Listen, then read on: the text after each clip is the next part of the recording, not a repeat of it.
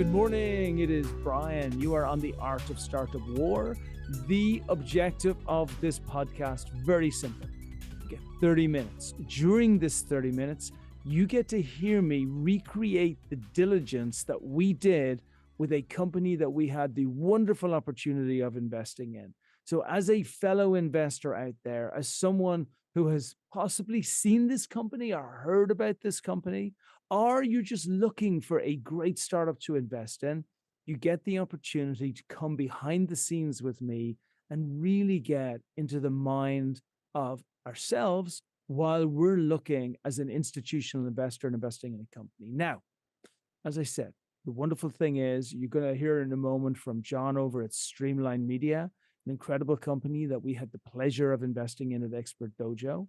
And you're going to hear me as we go through the following 25 minutes, run through a lot of the questions which you are going to want to ask to help yourself work out, is this the type of company that I should invest in? Now, as always, you shouldn't take this as advice that you should invest, but you should take it as a pretty good indication that we still love the company after investing into it. So hopefully it'll give you a ton of background knowledge so you can make the right decisions, right? Makes sense? Ready to go?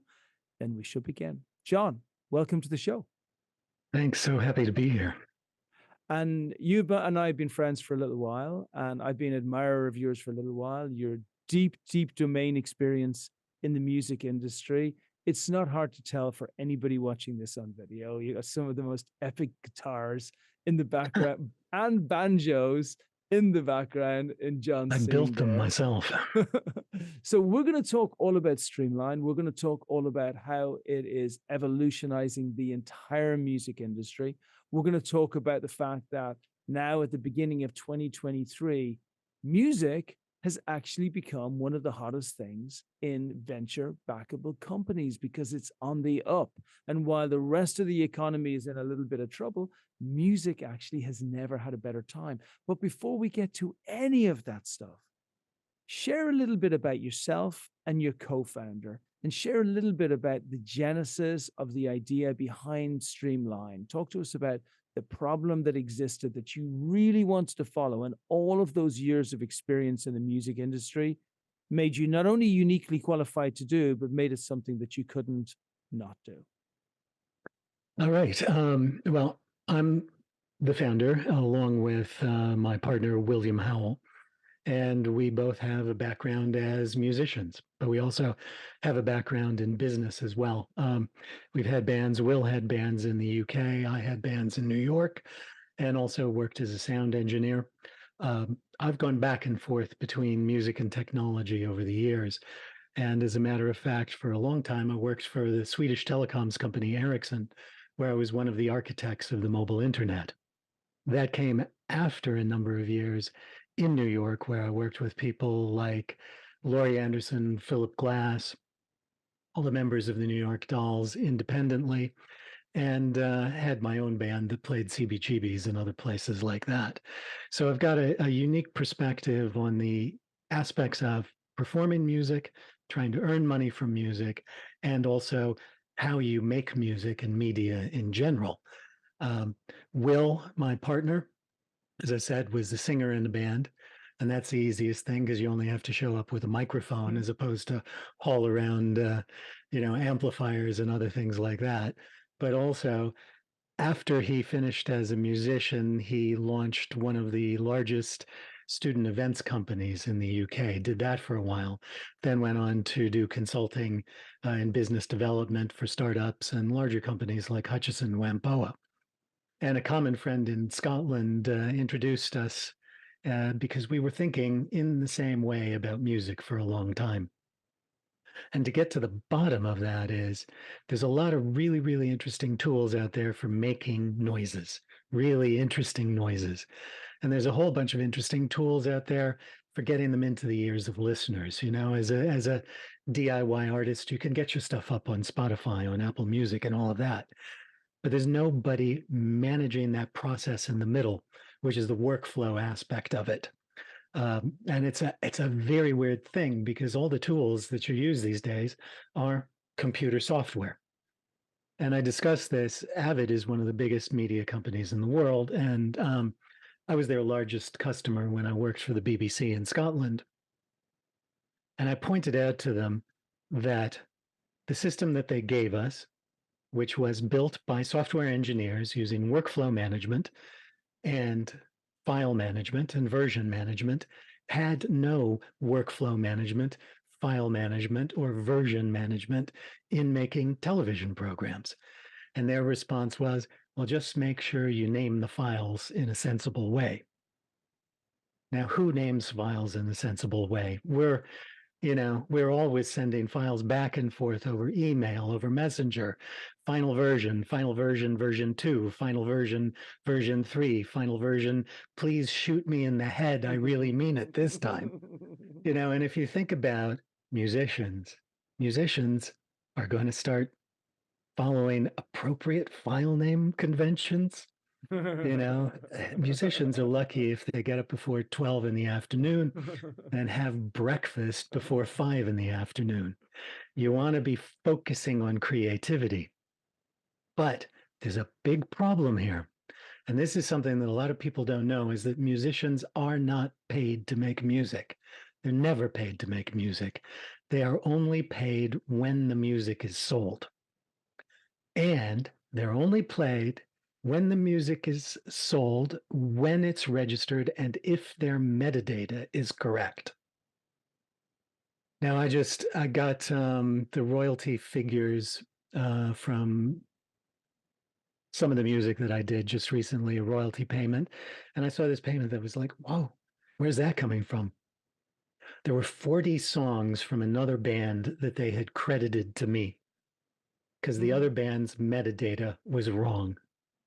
So it was like, great, fine, I'll take that money. Go ahead, pay me. But, there's another band that didn't get paid for actual airplay and things like that. And this is part of the problem. As you're doing the creation, your head is not involved in, okay, wait, stop. Let's all stop, sit down. Let's open up Excel. All right, now let's fill out this spreadsheet. You've got 25% of this. I've got 15% of this. Okay, what's your IPI number?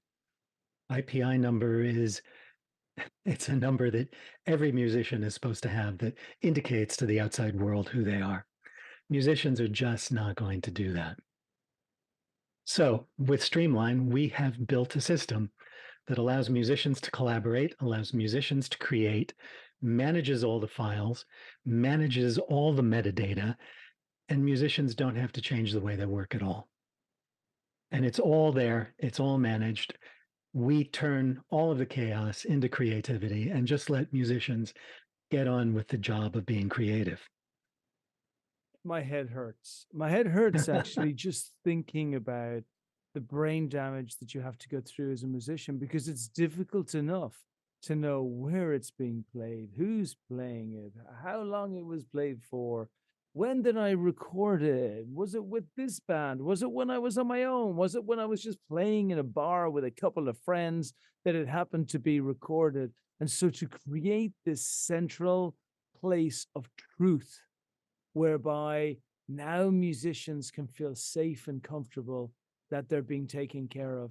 What gave you the idea, John? Was it something personal for yourself that you realized? Was it a eureka moment that you suddenly thought, hang on, this can be fixed? It's been building up over years, but kind of the eureka moment came from seeing the struggles that I had as a self-produced, self-releasing musician, and other musicians that I knew who were starting to do that. Some people who were used to be signed to a major label and decided to go out on their own and things like that. And just seeing things like the fact that if 100% of the metadata isn't correct, Spotify won't pay out, for example. So let's say there's some question about ownership on 1% of a track, they don't pay. And that's really common. And once you don't have a label sort of supporting you with paying you advances and things like that, and you're having to do the business on your own, that becomes extremely important. And that sector, by the way, is growing 35% year on year. So more and more musicians are saying, I'm going to do it on my own. I don't need a label.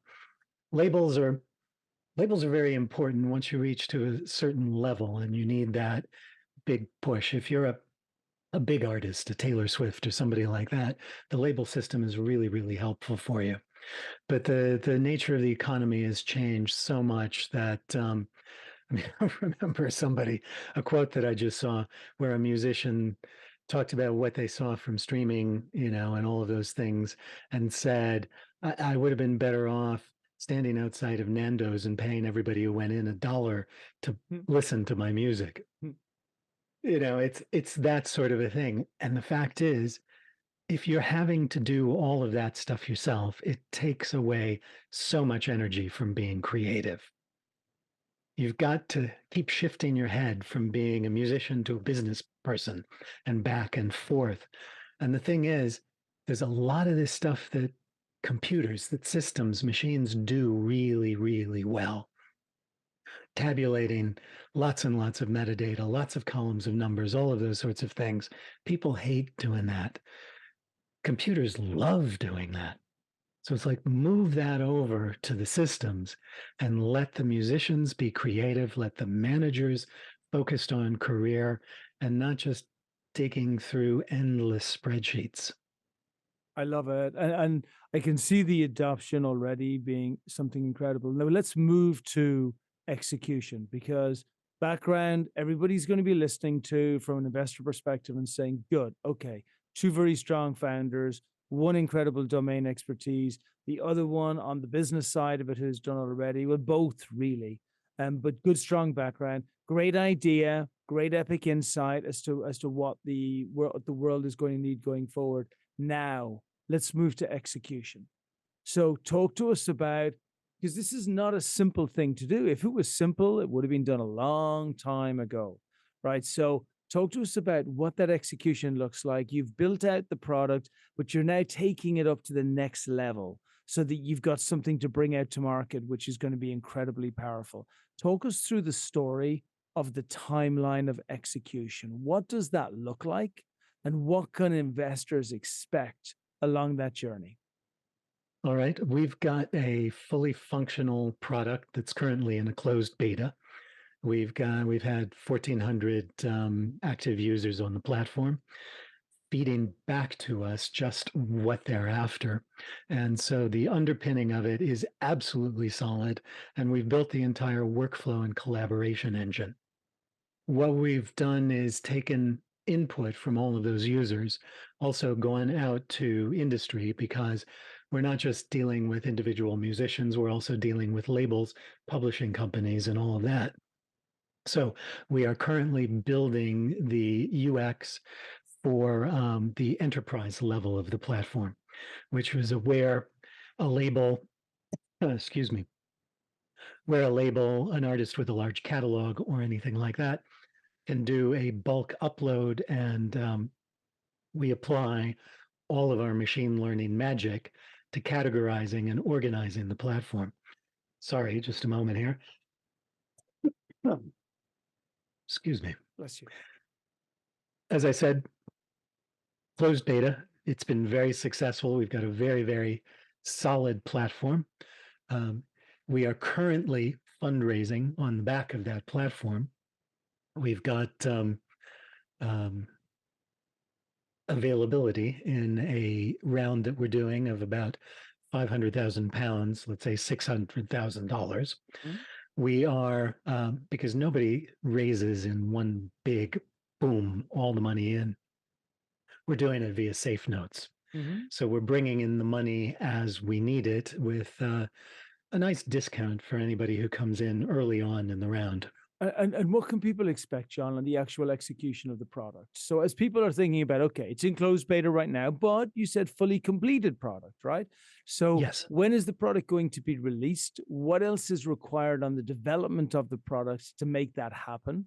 And then what happens in the market from the perspective of growth? You have those 1,400 users that are giving you strong feedback, I'm sure. So talk to us about like how this all fits into the machine. What's happening with the feedback? What's happening with the users?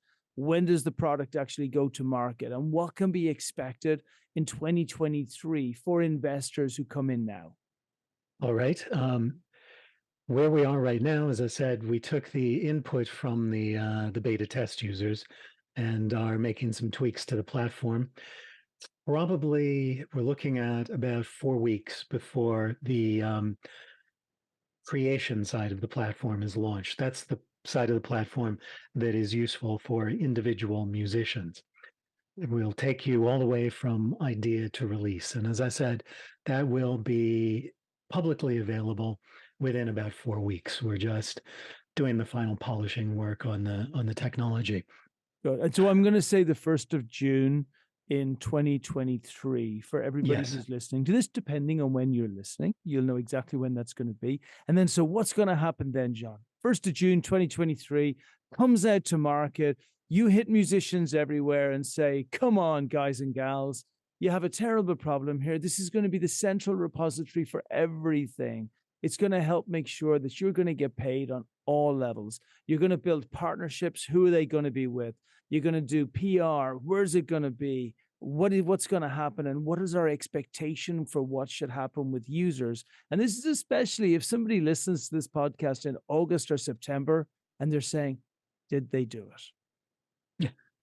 Well, we've got partnerships in place, industry partnerships in place already with Patreon and the publishing company Song Trust. Yeah. In addition, partnering in line with sort of industry organizations like the Independent Society of Musicians over here in the UK. So we'll be offering discounts on the platform price through those services and cross promotional operations as well. And then what we're aiming for is to the end of Q3 of 2023 into the beginning of Q4, launching the enterprise side of the platform for record labels, management companies, and artists with large catalogs. Looking to also partner with some of the larger publishing companies as well. And we've had discussions, can't name any of the companies, but we've had discussions with the big three about pilot programs as well. So that's what we're looking at. Wonderful. And if 2023.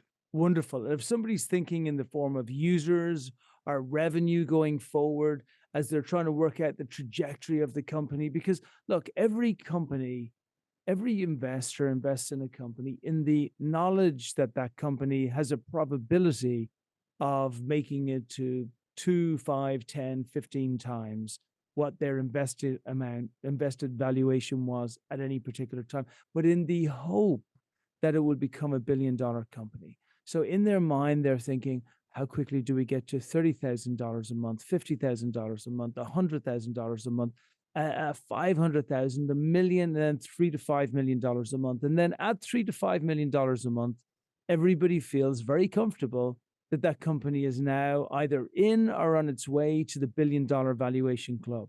Talk to us about how that revenue is looking going forward, either in 2023 or beyond. Well, through the closed beta, we actually have a tiny bit of revenue already. Fantastic. Because we made an offer to a number of our platform users to come on as what we call founder members. And essentially, they make a commitment to be more active than an average member in feeding back what we need for the platform. Nice. In exchange for that, we gave them a stupid cheap lifetime membership. A number of them took advantage of that. When we launch the full version in June, we'll be ready to onboard more users, paying users, and we'll have both additional spaces for founder members, but also regular members after that. Once we launch the enterprise level, then it's a matter of just securing larger contracts with publishing companies and others. Looking at our projections, we kind of anticipate hitting a break-even point about 18 months. And then looking to raise a bit more after that point, just to take it a bit more global and increase the revenue rate at a higher level just by being able to reach out to more artists and labels.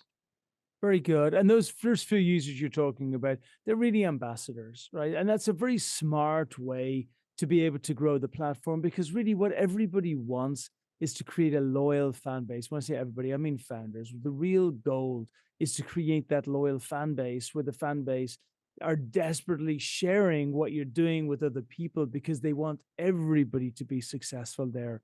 So I think that's very powerful.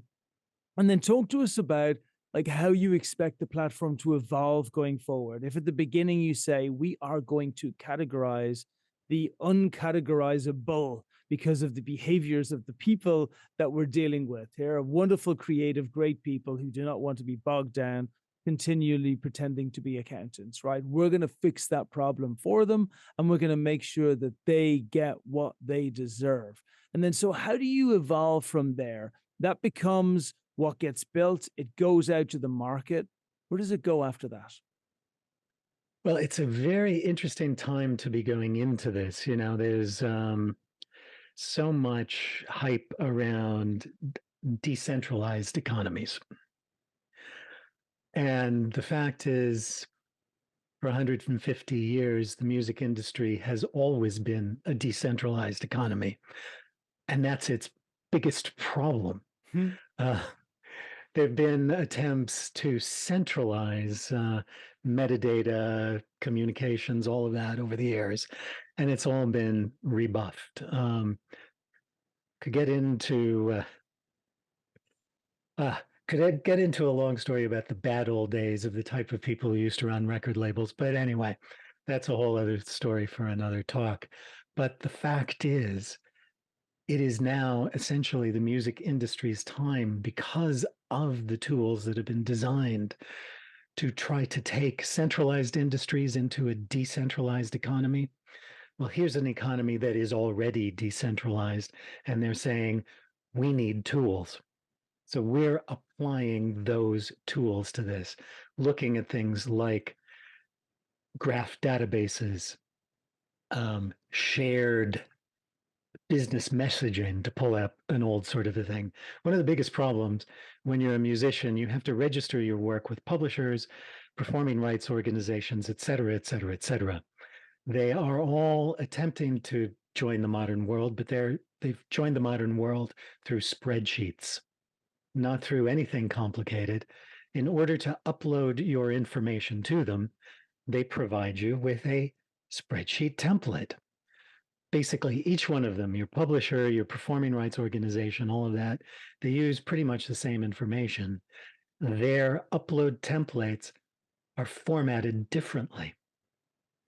So you've got to do about 7 of these different things, cut and copy and paste long columns of numbers back and forth. If you've got something that works already in a decentralized way, decentralized ledger technology, et cetera, and you're able to exchange that information with other entities, it becomes far more efficient, far more easy, and you don't end up like me getting paid for somebody else's work, or that somebody else not getting paid for the work that they did. There's a company out there just launched in the US, the MLC, Mechanical Licensing Collective, and their main function right now is just sorting out competing claims for the same music. They've taken all the metadata from all of these different organizations and discovered that about 80% of it is garbage. So they're going through and trying to match up, because this is the other thing that happens in music. Rights are sold back and forth. So you may be an artist, you recorded something, you own your copyright, you've decided to sell it to somebody. We're seeing things like that. Big company here in the UK, Hypnosis, paid Bruce Springsteen $500 million for his music. All of those sorts of things. So that's been happening on a smaller scale for years and years and years, decades. So you end up with all sorts of different competing claims. And as I said, once you've got those competing claims, it bogs up the work. Spotify doesn't pay you. The other big thing in music right now is people are making a lot of money from sync. Synchronization is like putting one of your tracks in a television show or a movie. Thing about synchronization is you have to get 100% agreement by all the rights holders in order for the contract to be signed. There can be up to like 45 different rights holders to a song these days. Wow. And if there's somebody who has 0.5%, let's say you had a great mate who was in the recording sessions just there to give good vibes, and you're really happy, so you've given this person 0.5%. They've decided to rename themselves Rainbow and go off the grid.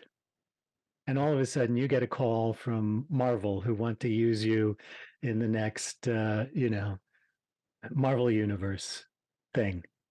And you've got everybody to sign off on it, except you can't find Rainbow. Deal's over. Wow. But if you've got something where you've got smart contracts, pre-agreed agreements, everything recorded, all within the ledger, that problem goes away. That's very brilliant. And I when I think of the music industry, it's really interesting actually. And you know what's very so positive as well is the companies that I see and am involved in the music industry over here are raising money and are raising money without too much difficulty. Bump over here have just raised like a tremendous amount of money. Other folks that are in the space are doing so because more and more investors are realizing that in the creative space, you have this swirl of money that's going around that nobody's tracking or watching or able to get their hands around. It's like leaves blowing in London in the middle of autumn. Try catching those buggers. It's a windy day. And that's what happens with all of the money that's available within the music industry. And so to create a non-friction environment, I absolutely love. I love frictionless innovation. I hate disruption. As a venture capitalist, I hate disruption. You know why? Because everybody's fighting you. Everybody's got a problem. The whole point of disruption is that folks should hate it. While frictionless innovation, which is what you're creating, is something where everybody gets on the train at the station and they sit in their nice plushy seats and they wait for it to get to a better station. And so to take, as you've so well described, a decentralized industry where things are a mess. That is the problem with decentralization, is that the people who are very neat and tidy stay neat and tidy. The people who are a mess stay a mess because they don't have access to the centralized tools to make their life easier in ways that they are not good at as it stands. So for you to say, okay, Trojan horse, right? Worked well in the movie Troy. It's going to work well for us. We're going to say to artists, you deserve your money. How dare they not give you the money that you're due? We're going to create a very simple interface, which is going to be frictionless for you to be able to engage with that interface to make sure that you get what you deserve. But once we've got millions upon millions upon millions of you in the system, we now know there are so many things that you're going to want to pay for. You just gotta pay for them because you want a better life. What you never, ever signed up to be creative to do was to spend your entire day working on tasks that you absolutely hate. And why would you want to do that? Because we're going to create that for you.